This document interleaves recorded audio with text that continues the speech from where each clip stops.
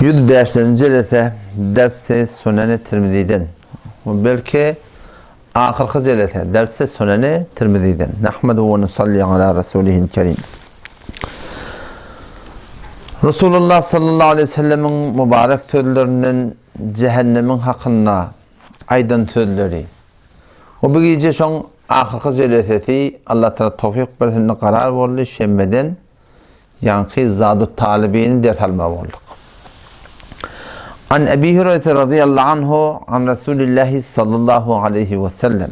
Hazreti Ebu Hureyre radıyallahu anh ravi Peygamber Aleyhisselam'dan eşçendadına ihtiya cehennemin hakkında. Gurrun iki tane adam var. İki adam cehenneme şüptürler. Bula cehennemde bulan gıyıkçıyıqçı başka adamlardan farklı. Beter katı gıyıkçıyıqçı yerli diye. Peygamber ayette diye ki Kale inne reculeyni mimmen dekalen nar. İştette siyahahuma. Beter gıyıkçıyıqçı yerli ikti.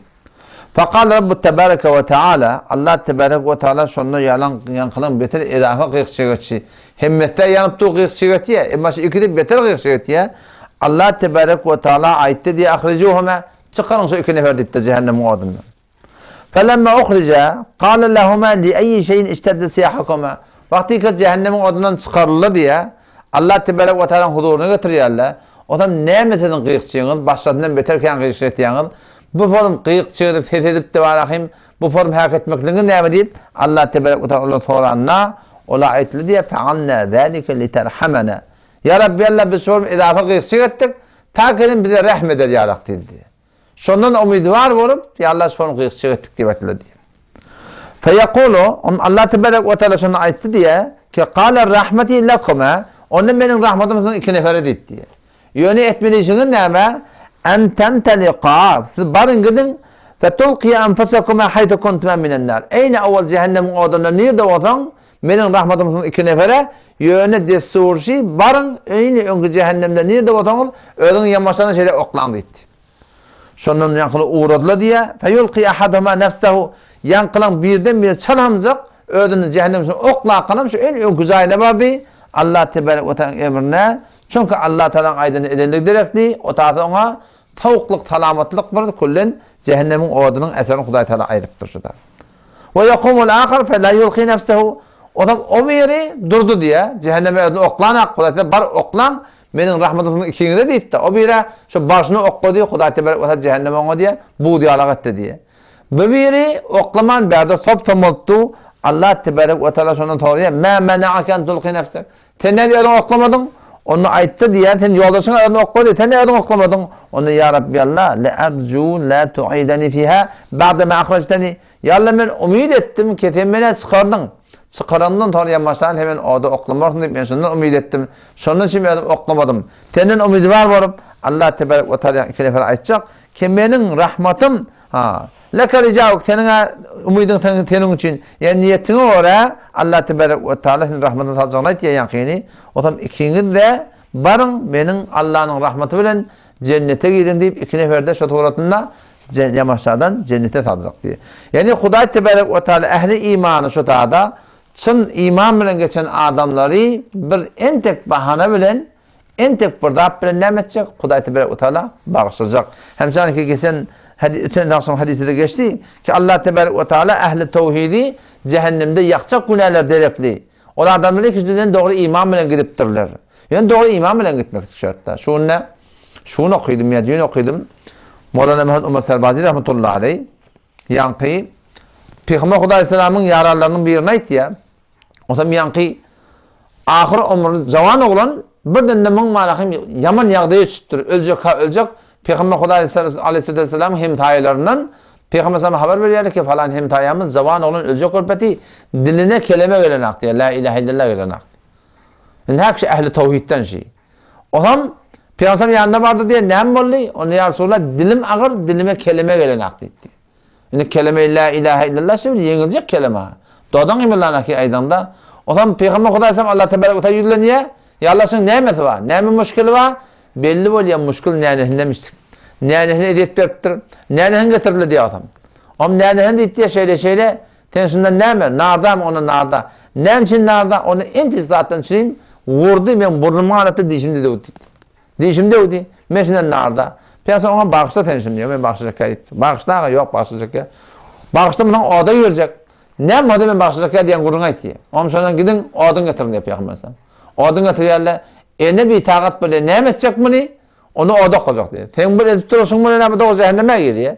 Ondan sonra şu diyen odunu yakaylayan kurun aydıp Peygamber Aleyhisselam şu nenen yüreğini rahme getirip nene onunla özle otu ben bağışlayın deyiptir. Şu bağışladım diyen yeri şu. Yani adam dili açılıp kelime diline gelip de şu doğrultunda hakiki iman bilen dünyadan gidipdir. Yani açık Kur'an'ım bir bihut, bir cihat amal etmeyeni Allah Teala'dan umidvar bolmalılar. Belki amal edip umidvar bolmak gerek. Peygamber Aleyhisselam bir adam akıllı, bir adam akılsız deyiptir.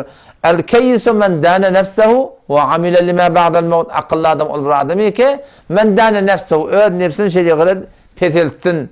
Özün hesaba çektin. Ve amile lima ba'del mevt. Ölümden sonra amel ettin. Teyarlık gördün. Şol adam akıllı adam deyiptir.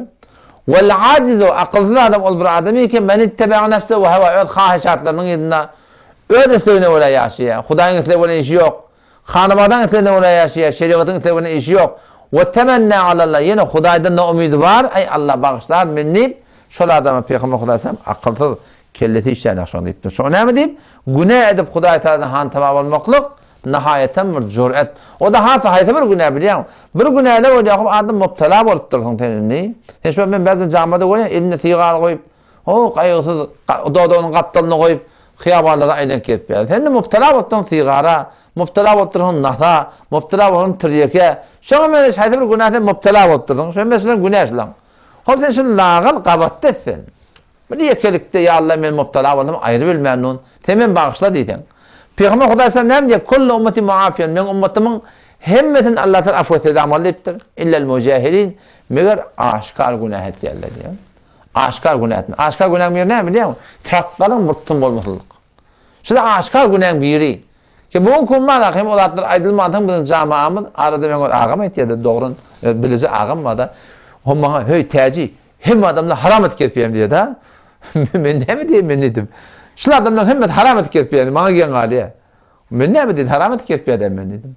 Şu taqqal fiýirmekden haramlygyny eşitmeýärdi. Men bu ağamzan. Ene ayet 7'de, 7'de, 7'de Sure-i Nisan barda okuy. Şeytan-ı la'in Allah Teala'nın evine durup ne deyiptir?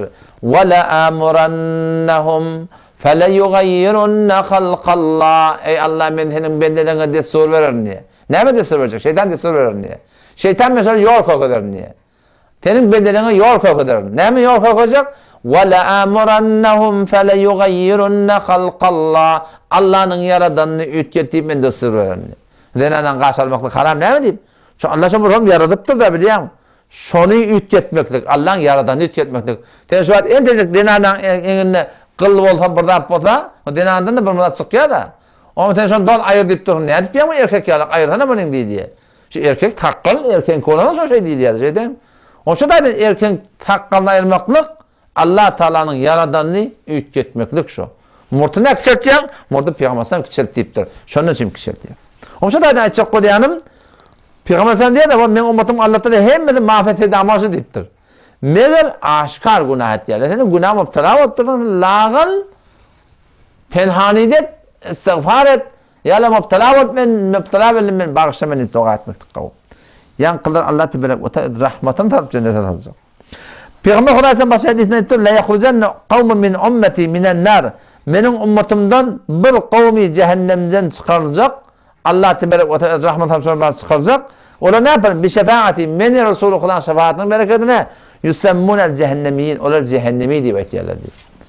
Yani bir adamlar ki şu dünyadan fakat iman bilen gidipdirler, amel hissat yok yani. Amel hissat yok, iman bilen gidipdirler yani. Şolar Allah tebarek ve teala sonra azat edecek şoları, olar cehennemi deyip cehennemde oları bet lakapta diye da. Belki var Allah Teala azat eden adamlar deyip şolara var ahim başa hadise girişine göre lakap ver diye diyor. Son hadise göre Peygamber Aleyhisselam ayettir: "Ma ra'aytu mislen nar, nama haribuha." Men cehennem yağlı bir vehşet naktat görmedim. Ki şonu yağdı hatta uklasın bir yer diye. Şu kadar bir vehşet nakir. Ve ma wala mislel cenne, nama talibuha. Ve cennet yal avadan yerde görmedim ki şonu hevasılan adam yattın diye. Yani iki taraftan da şu kadar korku gerek, o şu kadar hüviyet gerek. Cennete hüviyet adamda yetmana hüviyet etmeliler. Ve cehennemden korkan adamda var akım. O da yani var akım şundan kaçan adamda yatmana hüviyet etmeliler. Ve iki tane hadis kaldı. Bir hadis denarlan hakkında. İmam Tirmizi rahmetullahi aleyh bab bağlattır ki cehenneminin köpsi zenanalı diye. Peygamber sallallahu aydıptır. İttela'tu fil cenneti fera'aytu akthara ehli el fukara. Cenneti gördüm diye şebi Meraç'ta. Cenneti gördüm, cennetin köpsi garipla detti. Şu bay olsan, şu mal sebep oluyor insanın naferman olmak ona. Toğyan etmek ona. Bağırdan biliyor musun? Bağırı günah etmeyene sen oluyor. Ama yok olursa ne emesin o? Edecek diye de yok. Şu yokluğuna sebep oluyor günahdan kaçmak ona. Hem sonraki sureyi ikra'da geliyor. İnnel insâne le yetgâ. Birçok insan toğyan etiyor, serkeşi etiyor, günah kaçırıyor, köpten köp cüret etiyor. Hasan arra'ahu istagna. Ödün bini yazı görüyor. Hem bir zat var, maşina yanşanla, motor yanşanla, pullu sen zayinla, koyun malgarada ba, koyun üstüne gitti gidamali, deriya kenara gitti gidamali, niye para baramır ol. Şu sebep oluyor adamlardan ne mi olmak ona? Gumrah olmak ona. O Peygamber Aleyhisselam ne mi diye cenneti gördüm. Cennetin köpsü diye gariplamıştık diye. O ittila'tu finnâr cehennemi gördüm. Fera'aytu akthara ehliha en-nisa. Köpsü diye zenanalı diye. Cehennemin köpsünde zenanalı var diye. Ama soraptırlar bime ya Resulallah ne mi deyip zenanalı köpsü cehennemi? Bir kofrihinne ya Resulallah sonra kofredin ama bime ya Resulallah diye ne mi gerekli ya Resulallah şu cehenneme girdi baydanlar zenanalı köpsü cehennemi deyip baydanlar Peygamber ayetiyle bir kofrihinne kofrederler gerekli. Kofr diye ne? Kafirçilik Hudaý Teala koyuyor başa. Ona ayetler diye yakfurna billahi Allah'ı kofretiyerler mi? Allah'ın olmasını inkar etiyerler mi? Allah'ın zatını sıfatını inkar etiyerler mi? Peygamber diye yok böyle de diye. Yakfurna'l aşir ve yakfurna'l ihsan. Adam sana neşkurluk etiyor dedi. Kavluklığın mukabılına neşkurluk etiyor dedi. Ne yapalım neşkurluk etiyor? Lev ahsente ila ihtahinne eddehre kullehu.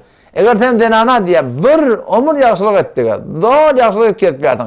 Eçeni süpürdüğünde süpür ayardın. Palanat getirdiğinde getiriyordun. Onu getirdiğinde getiriyordun. Sen doğru haladan alıp girtmeyerdin.